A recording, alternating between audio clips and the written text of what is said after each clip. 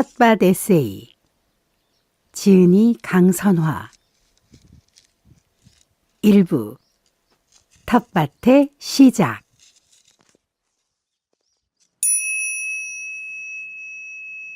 시작은 당근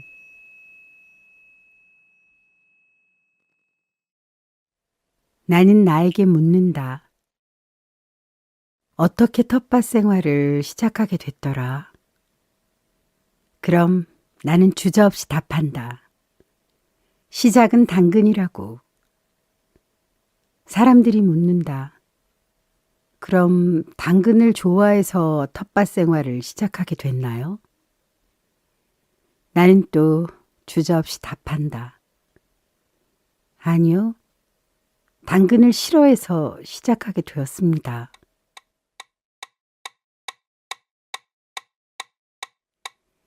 지금으로부터 11년 전 나를 텃밭으로 이끈 것은 당근이다. 조금 더 상세히 설명하자면 당근 공포증을 극복하기 위해서다. 텃밭을 시작했던 25세 나는 당근 공포증을 앓고 있었다. 더 웃긴 것은 거대한 앞니 때문에 어린 시절 내내 별명이 토끼였는데 당근 공포증에 빠진 토끼라니. 김밥집에서 가장 많이 했던 말.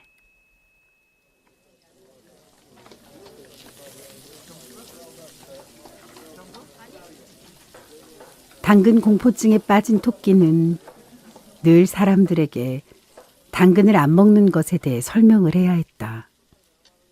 주로 이야기했던 사람은 김밥집 이모들이었다. 김밥집에 가면 늘 했던 말.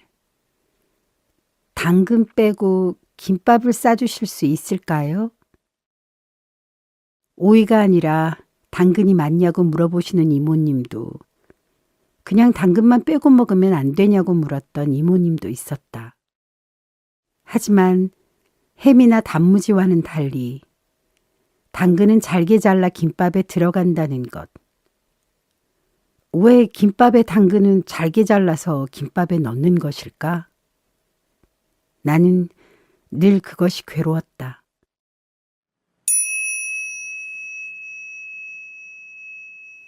(1.5에서) 0.5 당근 공포증에 빠져 살아가던 나에게 이에 대해 고민해 볼 사건이 생긴다. 나의 시력이 1.5에서 0.5 정도로 갑자기 눈이 나빠진 것이다. 덜컥 겁이 났던 나는 안과에 갔다. 특별한 문제는 없다는 진단을 받았다. 그렇지만 일상생활에서 불편함을 느끼기 시작하자 시력과 관련된 정보를 찾아보게 됐다. 그리고 나는 다른 사람들에게 놀랍지 않은 나에게만 놀라운 한 가지 사실을 알게 됐다.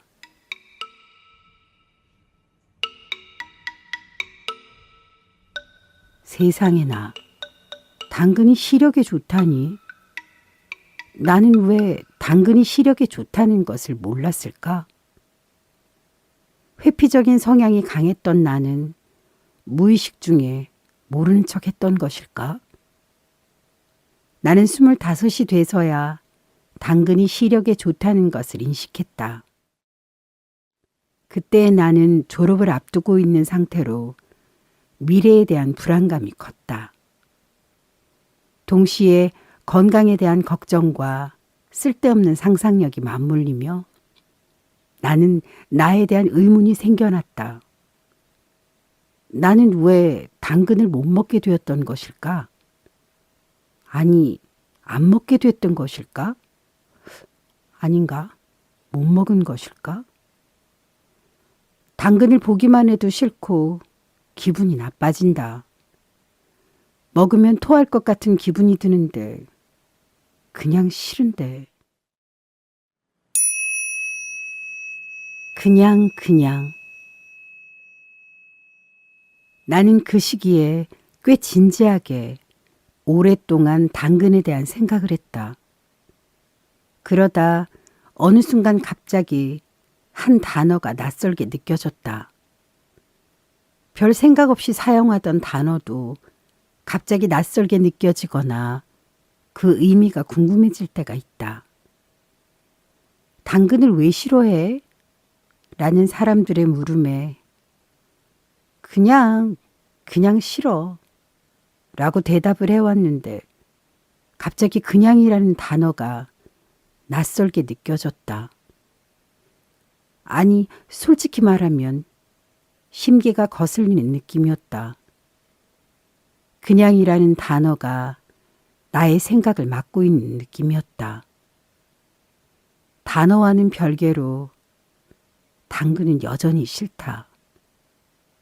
그런데 내 안에서의 당근에 대한 의문, 그리고 나에 대한 의문이 생겨났다. 나는 당근을 그냥 싫어하는 것일까? 그냥이라는 단어로 인해 나와 이야기할 수 있는 기회를 놓치고 있는 것은 아닌가? 모든 계절의 시작. 나는 당근을 싫어하는 사람, 이렇게 나를 단정짓고 살았다. 당근을 싫어한다는 것이 잘못은 아니니까. 당근을 안 먹는다고 벌을 받는 것도 아니고 비난을 받을 일도 아니다. 그런데 이 문제에 대해 진지하게 고민을 하다 보니 당근을 보면 기분이 나빠지거나 공포심이 느껴지는 것이 문제였다. 돌이켜보면 사춘기 때는 당근 때문에 주황색도 기피하곤 했었다. 그냥 싫어하는 채로 살아도 별 문제는 없을지도 모른다. 김밥집에 갈 때 빼고는 또 무언가를 싫어한다는 것은 이유가 없을지도 모른다. 그런데 그럼에도 불구하고 당근을 싫어하는 이유가 궁금해졌다. 돌이켜보면 아마 이 의문이 앞으로 내가 맞이할 모든 계절의 시작이 아니었을까? 그리고 쓰는 것은 언제나 옳다.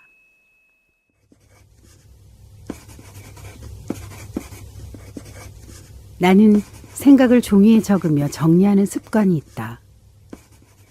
그날도 어김없이 작은 메모지에 당근에 대한 생각을 글로 쓰기도 하며 그림을 그리기도 했다. 그러다 그림에서 굉장히 의미 있는 사실을 발견했다. 그리고 바로 글로 정리를 했다. 잘리지 않은 당근에 대한 공포심은 덜하다. 크게 잘라진 생당근도 그나마 괜찮다. 그러나 당근이 얇게 잘려있는 모습이 싫다. 가장 최악인 것은 당근이 따뜻하다 느끼는 것이었다. 쉽게 말하자면 김밥 속이나 비빔밥에 들어가는 익히고 얇게 잘라진 당근에 더욱 민감하게 반응을 하는 것이다. 얇게 잘려 샐러드에 올라가는 당근에 대한 공포는 그나마 덜하다. 이렇게 여러 가지 경우를 조합해 보니 아래와 같은 결론이 나왔다. 이 결론으로 인해 나는 드디어 내가 당근을 먹지 못하게 된 사건을 떠올리게 된다. 나는 얇게 잘려 따뜻하게 삶아진 당근을 더욱 기피한다. 지금은 말할 수 있다. 나는 먹고 싶지 않아요.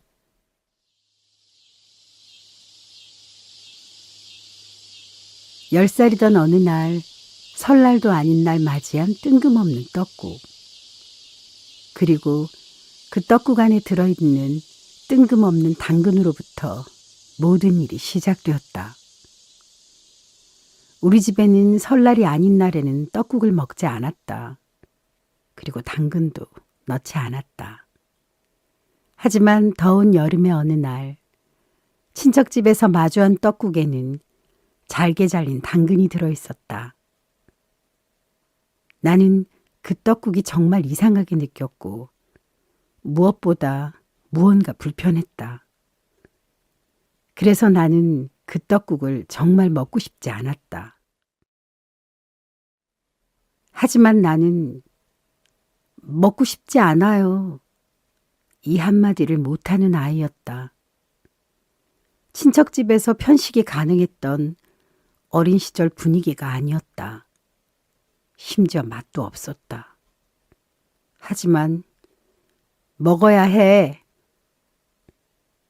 어린 시절의 나에게 이 한마디는 너무나 큰 힘이 있었다. 그렇게 눈물을 삼키며 꾸역꾸역 한 그릇을 다 먹었다. 머지않아 다시 그 떡국을 만나게 된다. 처음과는 다른 형태로. 억지로 먹었던 떡국은 결국 소화되지 못한 채 나의 입으로 다시 나왔다. 나는 그날 밤새 토하며 다시 내 앞에 나타난 그 주황색의 당근을 바라보고 있었다. 억압적이었던 분위기, 싫다는 말도 한마디 못하는 소심한 나.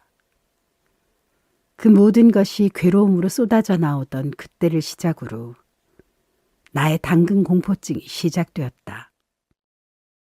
기억을 찾고 나니 이 기억을 잊고 살았다는 사실에 놀랐다. 잊고 살았다고 하기에는 너무 생생하게 다시 기억이 났기 때문이다. 그 다음으로는 화가 났다. 고작 10살 때 일로 당근을 공포의 대상으로 느끼고 살아왔다니. 내가 한심하게 느껴졌다. 말 한마디 못하고 속으로 삼켜온 지난날의 나에게 화가 나고 가엾고 또 가여웠다. 더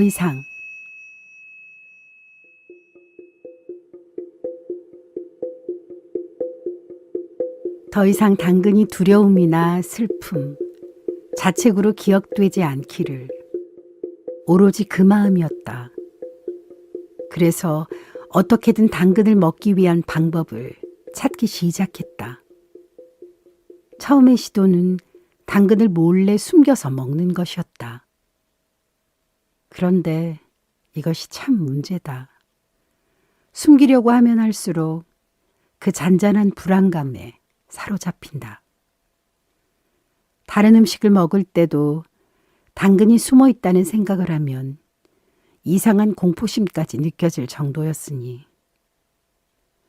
당근 맛이 느껴지지 않을 정도의 소량을 넣거나 자극적인 맛에 당근을 덮어버리는 시도도 했다.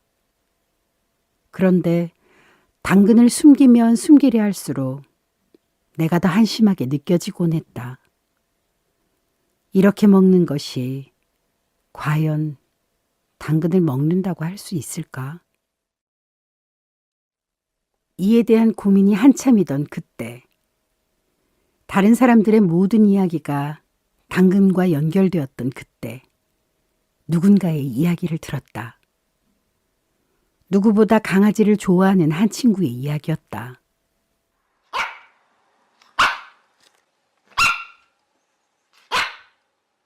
어린 시절 강아지에게 물린 기억으로 강아지를 무서워했는데 우연한 기회에 갓 태어난 새끼 강아지를 키우게 되었단다.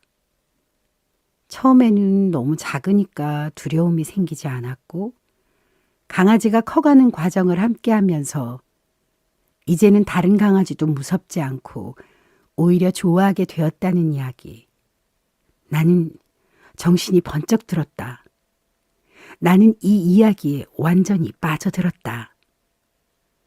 나의 당근 공포증과 연결되는 부분이 있었으니까. 쉽게 말하자면 아주 그럴싸하게 들렸다. 그렇다면 나도 당근을 키워볼까?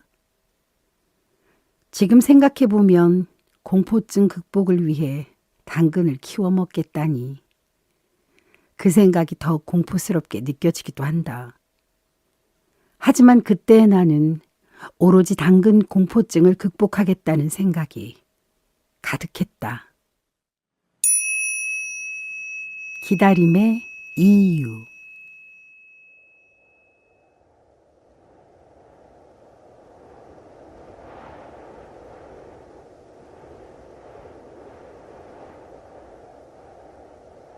당근을 심고자 마음먹었던 계절은 겨울이었다.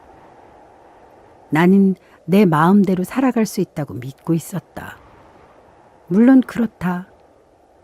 그러나 어찌할 수 없는 것은 반드시 존재한다.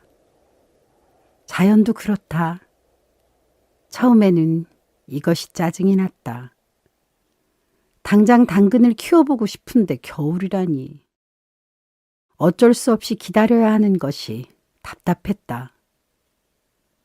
이대로 시간이 흐르면 당근을 키우고자 하는 마음이 옅어질 것 같았다. 왜냐면 나는 텃밭을 가꾸는 일이 얼마나 많은 노력을 필요로 하고 효율적이지 못한지 알고 있기 때문이다.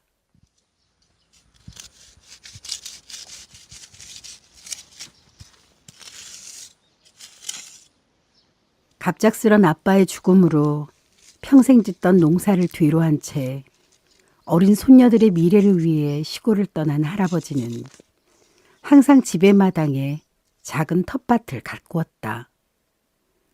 고무대야에 토마토나 고추를 심었는데 여러 가지 일을 하시면서도 물을 주거나 작물을 돌보는 일에 게으름이 없었다. 어린 시절에 나는 그런 할아버지의 모습을 이해할 수 없었다. 토마토나 고추가 먹고 싶으면 시장에 가서 사면 되지 않나? 물을 주고 지지대를 세워가며 돌보는 것이 불필요하게 느껴졌다. 그 무엇보다 열매가 열릴 때까지 기다리는 시간이 아깝지 않은가? 당장 시장에 가면 널리고 널린 게 방울토마토인데. 할아버지는 원래 무뚝뚝한 성격에 웃음이 없었다. 그런데 내가 본인이 직접 기른 방울토마토를 먹을 때는 옅은 미소를 자주 보여주었다. 나는 그 미소가 좋았다. 말수도 별로 없으셨는데 방울토마토 맛이 어떠냐고 늘 물어보셨다.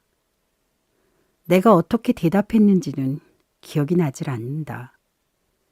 그러나 선명히 기억이 나는 것은 그 방울토마토에선 늘 흙맛이 났다. 당근을 키우겠다는 결심을 한 뒤로 떠올리는 것만으로도 슬퍼 그저 잊고 지내고 있었던 할아버지와의 추억이 자꾸 떠올랐다. 추억의 시간 속에서 할아버지와 함께 봄을 기다렸다.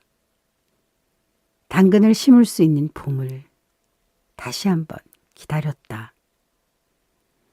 그러나 지금 와서 돌이켜보면 당근을 키워 나갔던 과정보다 이 시간이 더욱 의미가 있었던 것 같다.